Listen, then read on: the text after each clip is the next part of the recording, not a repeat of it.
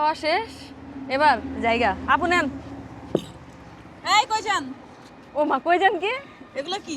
কি হ্যাঁ এগুলা কি? এগুলো কি? 3 পিস মিষ্টি খাইছেন 120 টাকা দিয়ে যান। 3 পিস 120 টাকা হয়? তো? 40 টাকা করে নাকি? আপনার জন্য। আমার জন্য কেন? শুধু আপনার জন্য। আমার দোকানের মিষ্টি আমি খাইছি, আমার কাছে বিল চাই। আপনি খাইছেন দেখে আপনার জন্য 140 টাকা টাকা দিয়ে যান আনতে। আর 20 টাকা বাইরে গেছে, এটা কোন ধরনের অবিচার? আমার দোকান, আমি নাকি বিল দিতাম? টাকা দেন না তো এখানে হেন। না এসে বাড়ি ধরুন। না না এই দাঁড়ান। না দাঁড়ান। না এই দাঁড়ান, এটা এটি এমন করে। টাকা দেন। আপু আমার কাছে না টাকা নাই।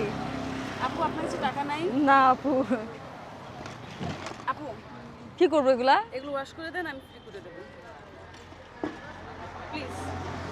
নিজের দোকান, নিজে মিষ্টি খাইছি, আমার কাছে এই মুহূর্তে টাকা নাই, মানলো না, বলতেছে এগুলো নাকি ওয়াশ করে তারপরে ফ্রি। এবার আপনারাই বিচার করেন। তাহলে আপনারাই বোঝেন, দোকানের মালিককে যেহেতু ছাড় দিচ্ছি না, কাস্টমারদেরকে কিভাবে ছাড় দিই?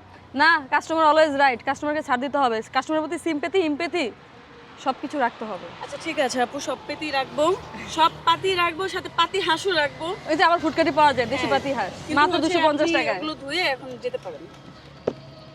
আচ্ছা ঠিক আছে, দিচ্ছি টাকা, একটু সময় দেন।